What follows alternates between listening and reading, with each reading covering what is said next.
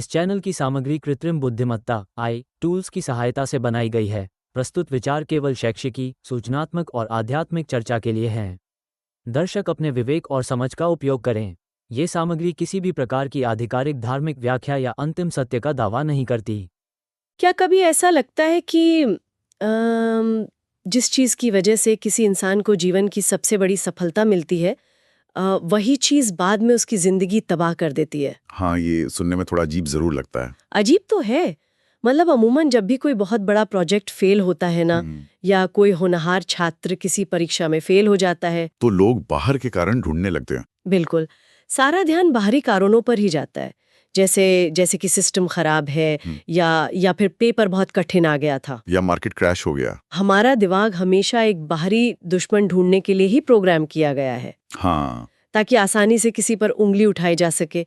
लेकिन आज की इस गहन चर्चा में हम जिस स्रोत सामग्री का विश्लेषण कर रहे हैं, शिव ज्ञान यात्रा, वो तो इस पूरी धारणा को ही जड़ से उखाड़ फेंकती है। एकदम सही कहा।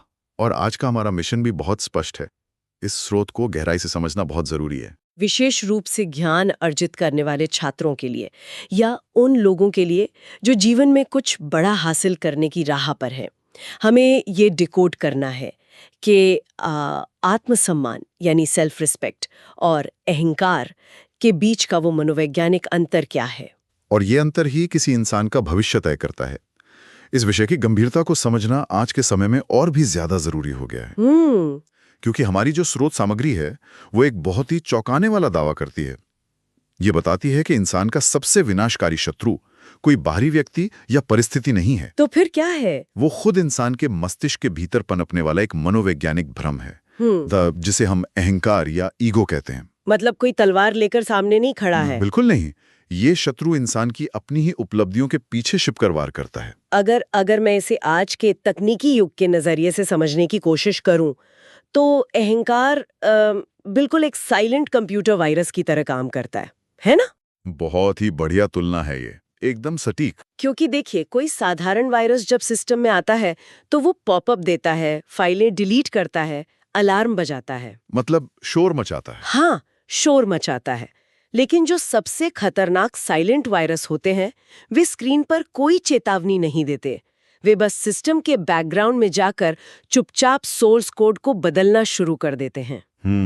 और इंसान को लगता है कि सिस्टम बिल्कुल परफेक्ट चल रहा है, लेकिन अंदर ही अंदर वो वायरस उनके डेटा के लॉजिक को करप्ट कर रहा होता है। और फिर एक दिन जब उस सिस्टम का किसी बड़े टास्क के लिए इस्तेमाल होता है, तो वो अचानक से पूरी तरह क्रैश कर जाता है। अहंकार भी तो इंसान के मानसिक सोर्स कोड को इसी तरह करप्ट करता है ना? ये जो तुलना है, ये अहंकार की कार्यप्रणाली को बहुत ही गहराई से समझाती है, क्योंकि अहंकार की शुरुआत कोई बहुत बड़ी घटना से नहीं होती। अच्छा। हाँ, ये एक मानसिक अवस्था है, एक तरह का कॉग्निटिव फिल्टर है। स्रोत सामग्री के अनुसार ये तब जन्म लेता है जब किसी इंसान के मस्तिष्क का रिवॉर्ड सिस्टम वास्तविकता से कट जाता है। वास्तविकता से कट जाना मतलब जब किसी व्यक्ति को लगातार सफलता मिलती है, शक्ति या बहुत ज्यादा ज्ञान मिलता है, तो उसका दिमाग ये मान बैठता है कि वही पूरे ब्रह्मांड का केंद्र है।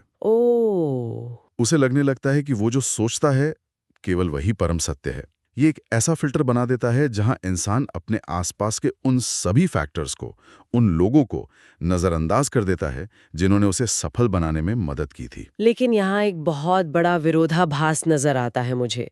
मतलब एक सवाल है। जी बताइए। अगर किसी छात्र ने दिन रात एक करके अपनी सारी सुख सुविधाएं त्याग कर कोई बहुत ही कठिन परीक्षा पास की है, या मान लीजिए किसी रिसर्चर ने सालों की मेहनत के बाद कोई नई खोज की है, तो क्या उसे अपनी इस उपलब्धि पर गर्व नहीं होना चाहिए? गर्व तो बिल्कुल होना चाहिए। तो फिर अगर कोई इंसान अपनी मेहनत के दम पर कुछ हासिल करता है, तो उसे अहंकारी क्यों मान लिया जाता है? मतलब ज्ञान प्राप्त करने के बाद खुद पर गर्व करना सबसे बड़ी बाधा कैसे बन जाता है? देखिए, यहाँ एक बहुत ही महत्वपूर्ण मनोवैज्ञानिक अंतर को समझना होगा।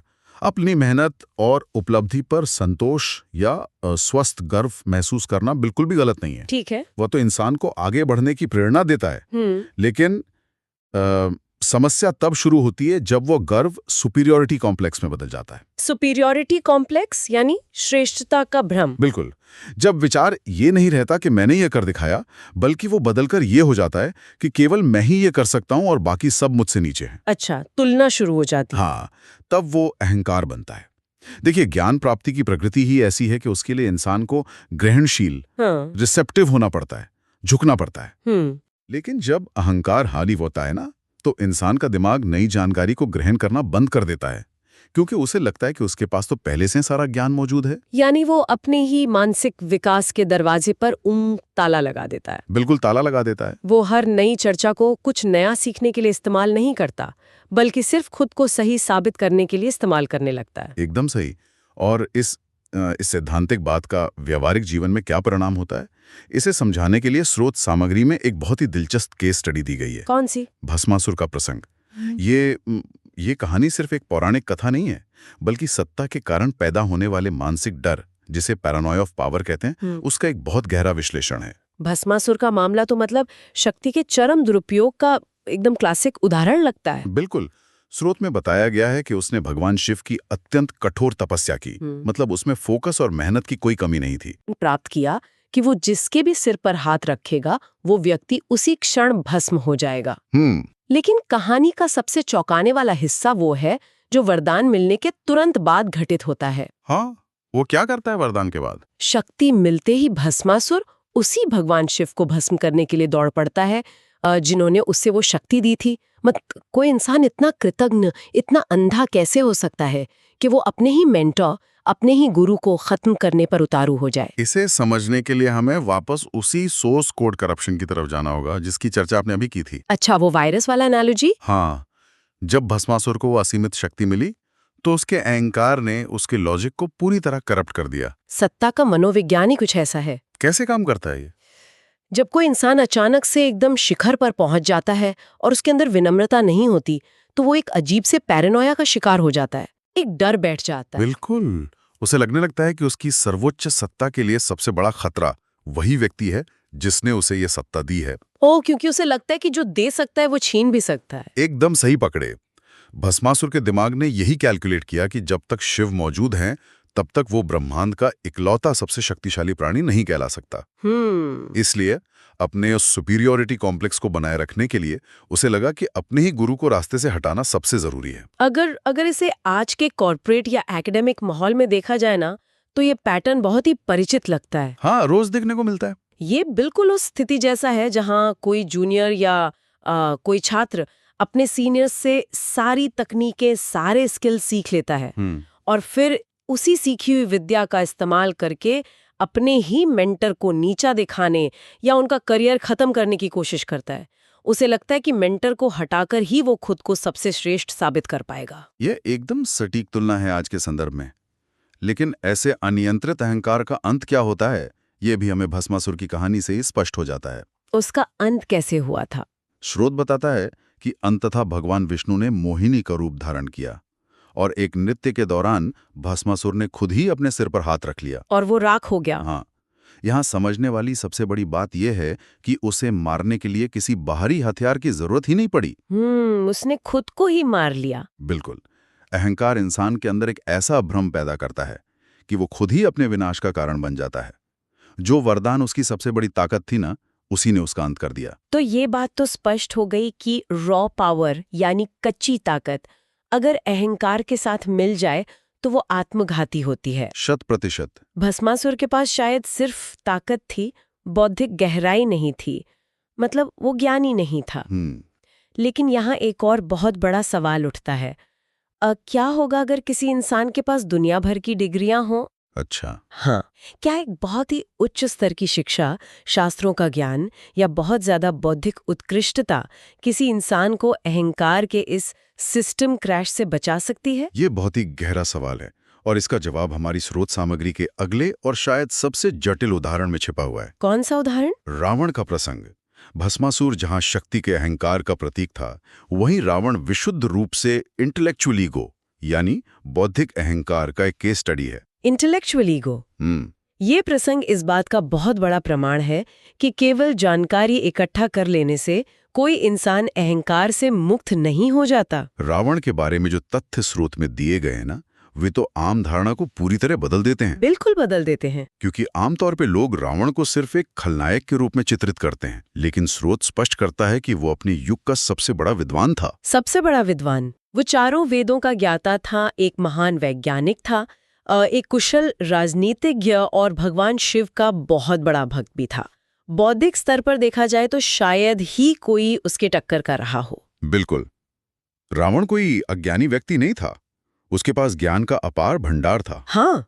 लेकिन फिर भी उसका जो पतन हुआ वो मनोविज्ञान में कॉग्निटिव डिसोनेंस और कन्फर्मेशन बायस का एक बहुत बड़ा उदाहरण है। इसे थोड़ा आसान भाषा में समझाएंगे? हाँ, देखिए, जब इंसान के पास बहुत अधिक ज्ञान आ जाता है और उसके साथ अहंकार जुड़ जाता है तो उसका दिमाग एक इको चेंबर में बदल जाता है। इको चेंबर, जहां सिर्फ अपनी ही आवाज गूंजती है? एकदम सही। रावण के ज्ञान ने उसे ये विश्वास दिला दिया था कि उससे ज्यादा बुद्धिमान इस सृष्टि में कोई है ही नहीं। और जब ये विचार एक बार जड़ जमा लेता है ना, तो दिमाग ऐसे किसी भी नए डेटा या सच्चाई को फिल्टर आउट कर देता है जो इस विचार को चुनौती दे। अच्छा। इसीलिए रावण ने भगवान राम को महज एक साधारण वनवासी मनुष्य समझने की भूल की थी। बिल्कुल। उसका बौद्धिक अहंकार उसे ये देखने ही नहीं दे रहा था कि उसके सामने खड़ा प्रतिद्वंदी कितना शक्तिशाली हो सकता है। मतलब उसने खुद को इतना अजेय मान लिया था कि खतरे का सही आकलन करना ही बंद कर दिया था। ये बहुत ही सटीक विश्लेषण है। अहंकार इंसान के रिस्क असेसमेंट सिस्टम को पूरी तरह से फेल कर देता है। रावण इतना ज्ञानी होकर भी सही और गलत के बीच का जो बुनियादी फर्क है वो भूल गया, और इस बौद्धिक अहंकार का एक और बहुत ही भयानक परिणाम होता है। वो क्या? ये इंसान को पूरी तरह से आइसोलेट कर देता है, उसे अकेला कर देता है। अकेला कैसे? स्रोत में बहुत ही बारीकी से बताया गया है कि कैसे रावण के अहंकार ने उसके सभी करीबियों को उससे दूर कर दिया। जब उसके भाई विभीषण ने उसे सही सलाह देने की कोशिश की, हाँ, विभीषण ने रोका था उसे। बिल्कुल, यानी उसके इको चैम्बर में किसी ने एक अलग राय रखने का प्रयास किया तो रावण ने उस राय को सुनने के बजाय विभीषण को निष्कासित कर दिया, बाहर निकाल दिया। बाप रे। अंत में देखिए क्या हुआ। एक ऐसा विद्वान जिसके पास पूरी दुनिया का ज्ञान था, सारे संसाधन थे, अपनी लड़ाई में बिल्कुल अकेला खड़ा था। ये सच में आंखें खोल देने वाली बात है। मतलब आपके पास कितनी भी बड़ी डिग्रियां हों, आप दुनिया की सबसे बेहतरीन यूनिवर्सिटी से पढ़े हों, लेकिन अगर उस ज्ञान के साथ विनम्रता नहीं है तो वो ज्ञान किसी काम का नहीं है। एकदम बेकार है। वो आपको भीड़ में भी बिल्कुल अकेला कर देगा। लेकिन एक मिनट, यहाँ मुझे एक बहुत बड़ी व्यावहारिक समस्या दिखाई दे रही है। कैसी समस्या? और मुझे लगता है कि जो भी युवा या प्रोफेशनल इस चर्चा को सुन रहे हैं वे भी इस बात से कहीं न कहीं सहमत होंगे। बताइए क्या बात है? अगर हम आज की इस कट थ्रोट कॉर्पोरेट या एकेडमिक दुनिया की बात करें ना, तो यहाँ नियम बिल्कुल अलग नजर आते हैं। अगर कोई इंसान बहुत ज्यादा विनम्र बनता है, अपनी उपलब्धियों को लेकर पीछे हटता है, तो लोग अक्सर उसे कमजोर समझ लेते हैं। हाँ, ये तो होता है। और उसे रौंद कर आगे निकल जाते हैं। दूसरों के सामने हमेशा झुकना या खुद को कम आंकना तो अपने ही करियर की हत्या करने जैसा है। बिल्कुल। तो फिर एक महत्वाकांक्षी इंसान के लिए आत्मसम्मान और अहंकार के बीच की वो सीमा रेखा क्या है? मतलब क्या अपनी कीमत समझना अहंकार है? ये एक बहुत ही शानदार और जरूरी चुनौती है, और इसका जवाब देने के लिए हमें ये समझना होगा कि विनम्रता का मतलब दबना या खुद को मूर्ख साबित करना नहीं है। अच्छा, तो फिर क्या है? स्रोत सामग्री में इस बारीक रेखा को समझाने के लिए भौतिकी और प्रकृति का एक बहुत ही सटीक उदाहरण दिया गया है। क्या उदाहरण है? एक ऐसे पेड़ की कल्पना कीजिए जो फलों से पूरी तरह लदा हुआ है। ठीक है, फलों वाला पेड़। उस पेड़ की डालियां हमेशा जमीन की तरफ झुकी रहती हैं, लेकिन क्या वो पेड़ इसलिए झुका है क्योंकि वो कमजोर है? नहीं, बिल्कुल नहीं। उस पेड़ के झुकने का वैज्ञानिक कारण है गुरुत्वाकर्षण और वजन। उस पेड़ में फलों का यानी ज्ञान, अनुभव और असली वैल्यू का इतना भारी वजन है कि उसका सेंटर ऑफ ग्रेविटी उसे स्वाभाविक रूप से झुका देता है। ओह, ये बहुत ही गहरा विचार है। ये उसका झुकना नहीं है, बल्कि उसकी स्थिरता है। वो पेड़ किसी भी तूफान में उखड़ता नहीं है। ये फलों से लदा पेड़ आत्मसम्मान और विनम्रता का प्रतीक है। और इसके ठीक विपरीत एक ऐसा पेड़ है जिस पर कोई फल नहीं है, जो अंदर से बिल्कुल खोखला है। वो पेड़ हवा में एकदम सीधा अकड़ कर खड़ा रहता है। लेकिन जब कोई तेज तूफान आता है तो वो सीधा खड़ा खोखला पेड़ सबसे पहले बीच से टूटकर गिर जाता है। बिल्कुल। क्योंकि उसके पास खुद को जमीन से जोड़े रखने के लिए कोई आंतरिक वजन ही नहीं होता। एकदम सही। अहंकार उस खाली पेड़ की तरह ही है। अहंकारी इंसान के पास कोई आंतरिक मूल्य नहीं होता, इसलिए उसे अपनी अहमियत साबित करने के लिए लगातार बाहरी अकड़ और दिखावे की जरूरत पड़ती है। उसे हमेशा ये डर सताता रहता होगा कि कोई उसे कम ना समझ ले। हाँ, जबकि आत्मसम्मान उस फलों से लदे पेड़ की तरह है। जिस इंसान में आत्मसम्मान होता है उसे अपनी खुद की वैल्यू पता होती है। उसे किसी के सामने साबित करने की जरूरत नहीं होती। बिल्कुल नहीं। इसलिए वो आराम से दूसरों की बात सुन सकता है, नई चीजें सीख सकता है। आत्मसम्मान एक आंतरिक एंकर है जो इंसान को मजबूत बनाता है, जबकि अहंकार केवल एक खोखला बाहरी आवरण है। एकदम सही। शिव का ज्ञान हमें यही सिखाता है कि असली शक्ति दूसरों को डराने में नहीं, बल्कि अपने ज्ञान के वजन से स्थिर और विनम्र रहने में है। ये एनालॉजी तो पूरे कॉन्सेप्ट को एकदम क्रिस्टल क्लियर कर देती है। मतलब आत्मसम्मान ये जानना है कि मैं कुछ हूं, और अहंकार ये भ्रम है कि सिर्फ मैं ही सब कुछ हूं। बहुत ही खूबसूरत तरीके से समराइज किया आपने इसे। अब सबसे बड़ा सवाल ये आता है कि इस सैद्धांतिक ज्ञान को रोजमर्रा की जिंदगी का हिस्सा कैसे बनाया जाए। अगर किसी को ये महसूस हो रहा है कि जाने अनजाने में ये साइलेंट वायरस उसके अंदर भी अपनी कोडिंग कर रहा है, तो शिव ज्ञान यात्रा इसके लिए क्या व्यवहारिक उपाय सुझाती है? इस साइलेंट वायरस से बचने और आत्मसम्मान के उस आंतरिक एंकर को मजबूत करने के लिए स्रोत सामग्री जीवन शैली में कुछ बुनियादी बदलावों की ओर इशारा करती है। ये बदलाव क्या है? इन बदलावों को हम एक मेंटल एंटीवायरस की तरह समझ सकते हैं। इसमें 4 मुख्य उपाय हैं। सबसे पहला और महत्वपूर्ण पहलू है ब्रह्मांडीय दृष्टिकोण या कॉस्मिक पर्सपेक्टिव को अपनाना। Cosmic perspective? हाँ, जब इंसान ये महसूस करता है कि इस अनंत ब्रह्मांड में, समय के इस विशाल चक्र में उसका अस्तित्व एक छोटे से बिंदु के समान है, तो उसका ये भ्रम टूटने लगता है कि वो दुनिया का केंद्र है। ये तो इंसान को तुरंत जमीन पर ले आने वाला विचार है। इसके साथ ही दूसरा सबसे महत्वपूर्ण अभ्यास है निरंतर एक एक्टिव लिसनर बनना, सुनने वाला बनना। बिल्कुल। अहंकारी दिमाग हमेशा आउटपुट मोड में रहता है। वो केवल बोलना और निर्देश देना चाहता है, लेकिन विनम्रता का मतलब है अपनी दिमाग को इनपुट मोड में रखना। यह स्वीकार करना कि दुनिया के हर इंसान से, चाहे वो उम्र में, अनुभव में या पद में कितना भी छोटा क्यों ना हो, कुछ ना कुछ नया सीखा जा सकता है। ये अभ्यास ही इंसान को एक खोखले पेड़ से फलों से लदे पेड़ में बदलता है। और मुझे लगता है कि इसी प्रक्रिया में कृतज्ञता यानी ग्रैटिट्यूड की भूमिका भी बहुत बड़ी हो जाती है। ये तीसरा उपाय हो सकता है। बिल्कुल, आप बिल्कुल सही दिशा में सोच रही हैं। क्योंकि जब हम दूसरों को सुनना शुरू करते हैं तो हमें ये भी दिखने लगता है कि हमारी किसी भी सफलता के पीछे कितने सारे लोगों का नेटवर्क काम कर रहा है। कृतज्ञता केवल थैंक यू कहने का एक शिष्टाचार नहीं है, ये एक कॉग्निटिव टूल है। कैसे? ये दिमाग को ये देखने के लिए ट्रेन करता है कि हमारी सफलताएं आइसोलेशन में नहीं मिलती।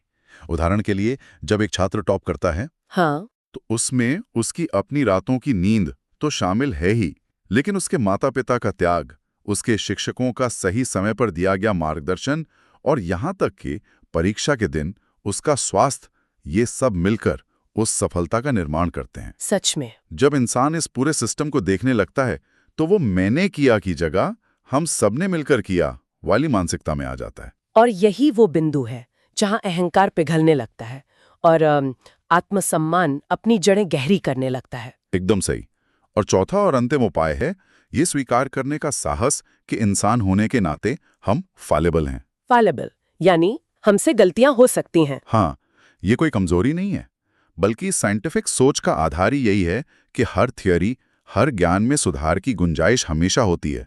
बिल्कुल, हमेशा कुछ नया सीखने को होता है। ये पूरा ढांचा ही इंसान को भस्मासुर या रावण बनने से रोकता है। ज्ञान और शक्ति हमेशा वरदान है, लेकिन केवल और केवल तभी तक जब तक उनके साथ स्थिरता और विनम्रता का वो गुरुत्वाकर्षण जुड़ा हो। बहुत ही गहरी बात कही आपने। तो जैसे जैसे हम आज की इस बहुत ही गहरी और व्यवहारिक चर्चा के अंत की ओर बढ़ रहे हैं, ये समय है उस साइलेंट वायरस के खिलाफ एक सिस्टम स्कैन रन करने का। बिल्कुल। हर किसी को जो ये चर्चा सुन रहा है, एक पल के लिए रुकना चाहिए और पूरी ईमानदारी से अपने अंदर झांकने की कोशिश करनी चाहिए। ये बहुत जरूरी है। ये सोचने वाली बात है कि जीवन का वो हिस्सा कौन सा है जहां इंसान इस समय खुद को सबसे ज्यादा सुरक्षित, सबसे ज्यादा सफल या सबसे ज्यादा ज्ञानी महसूस करता है। हो सकता है वो पढ़ाई का कोई खास विषय हो या ऑफिस का कोई प्रोजेक्ट हो या अपनी खुद की तार्किक क्षमता हो। हर किसी को खुद से ये सवाल पूछना चाहिए कि क्या ऐसा तो नहीं कि उसी सफलता के बिंदु पर जहां सबसे ज्यादा गर्व है, ठीक वहीं पर ये अहंकार चुपचाप अपना सोर्स कोड लिख रहा है। ये एक बहुत ही चुभने वाला लेकिन जरूरी सवाल है। क्या किसी बहस में मकसद सिर्फ सच्चाई तक पहुंचना होता है या सिर्फ उस बहस को जीतना? उन ईगो ट्रैप्स को पहचानने का प्रयास करना चाहिए जो इंसान को एक खोखला पेड़ बना रहे हैं। क्योंकि ये अब खाली अकड़ किसी काम की नहीं होती। एकदम सही, क्योंकि असली ऊंचाई वही है जहां पहुंचने के बाद भी इंसान की जड़ें जमीन से जुड़ी रहें। इस गहरे चिंतन के साथ ही आज के इस डीप डाइव में हमारे साथ जुड़ने के लिए बहुत बहुत धन्यवाद। इस विचार पर गौर जरूर कीजिएगा।